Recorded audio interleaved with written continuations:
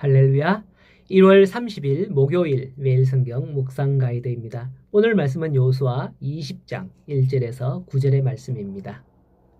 옛날 중국의 한 마을에 할머니가 살고 있었답니다. 이 할머니는 매일 아침 2개의 항아리로 물을 길어 오는 일을 했는데요.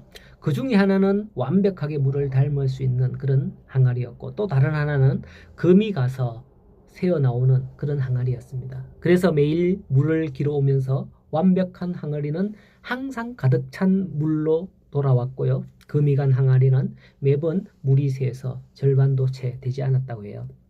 그 항아리는 항상 자신이 부족하다고 생각하며 부끄러워했지만 할머니는 그런 항아리를 용서하면서 매일같이 물을 길어오며 이 두 항아리를 사용했어요. 어느 날 금간 항아리가 할머니에게 말을 했답니다. 할머니, 저는 매일 물이 새어나가서 항상 부족한 존재인 것 같습니다.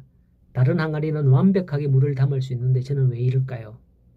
그때 할머니는 미소를 지으면서 대답을 했답니다. 그렇지 않단다.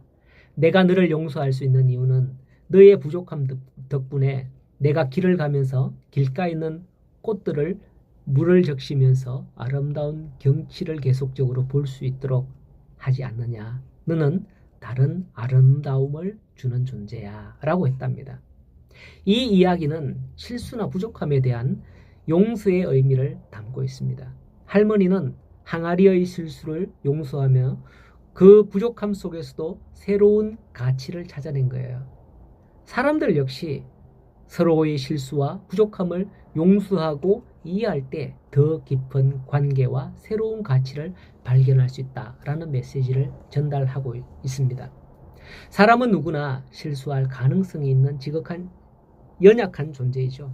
하지만 오늘날에는 조그만 실수도 용납하지 못하고 꼬투리를 잡아 확대하여서 모함하는 그런 시대가 된 게 참 안타깝습니다.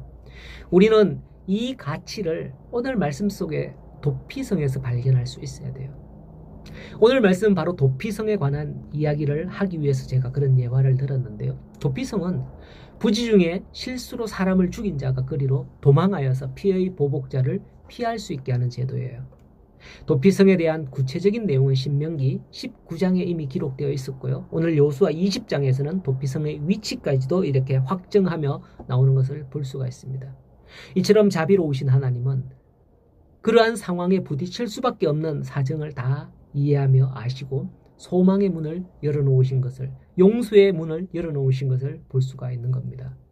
그렇다면 사람을 죽이고서 내가 실수로 죽였다 하면서 도피성에 갈 수 있느냐? 아니에요. 4절에 보면 이 도피성에 피하는 자는 성읍 어귀에서 장로들에게 자신의 사건을 말하여서 장로들이 그를 받아 주어야 한다는 거예요.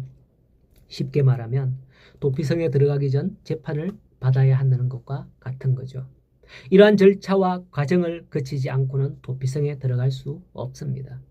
어떤 자가 도피성에 들어갈 수 있느냐? 5절에 보면 그가 미워함 없이 우연히 부지 중에 사람을 죽였을 때입니다. 이러할 때에 공정한 재판을 받기 전까지 그는 도피성에 피할 수 있으며, 혹 피의 보복자가 따라온다 할지라도 그들의 손에 내어주어서는 안 된다는 게 율법으로 정해진 겁니다. 언제까지 그렇게 해야 되느냐? 재판을 받기까지, 또는 제사장이 죽기까지, 이 두 가지 경우입니다.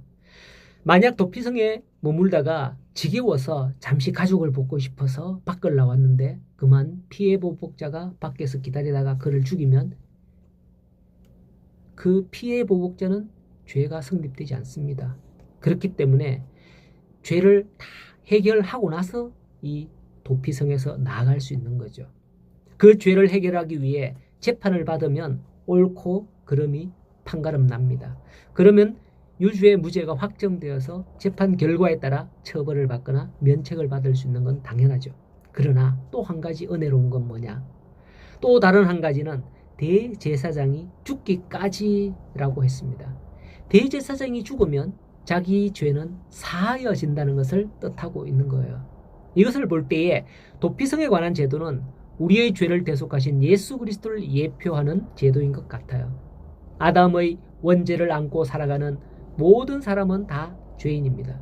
사도 바울은 로마서 3장 10절에서 의인은 한 사람도 없고 모든 사람이 다 죄인이다라고 말씀했죠. 그러므로 우리 모든 인간은 우리의 도피성으로 오신 예수 그리스도께로 피해야 함을 가리킵니다. 그 죄로 인한 피의 보수자 사탄 마귀는 우리를 향하여 계속적으로 모함하고 달려들고 있습니다. 도피성이신 예수님께 피하지 않으면 우리는 위태로운 거죠. 그렇게 우리 죄를 위해서 예수 그리스도께서 이 땅에 오셔서 대속 죽으심을 당하신 것입니다. 이러므로 말미암아 우리는 우리 대제사장이신 예수 그리스도가 죽으셨기 때문에 당당하게 사탄과 맞설 수 있다는 것이죠. 예수 그리스도께 피한 사람, 예수 그리스도 안에 있는 사람은 누구든지 죄와 사망의 권세가 다스리지 못하는 줄 믿으시기 바랍니다. 이제 우리는 더 이상 죄에 눌려 살지 말고 당당하게 우리의 도피성이며 대제사장이신 예수님의 이름과 권세로 세상을 살아갈 수 있기를 바랍니다. 왜냐하면 예수님께서 나를 위해 대제사장이신 예수님께서 죽으셨기 때문이죠. 오늘도 이 도피성을 보면서 하나님께서 우리에게 배려한 그 은혜가 얼마나 풍성한지 생각하며 누리며 살아갈 수 있는 복된 하루가 되기를 간절히 소원합니다.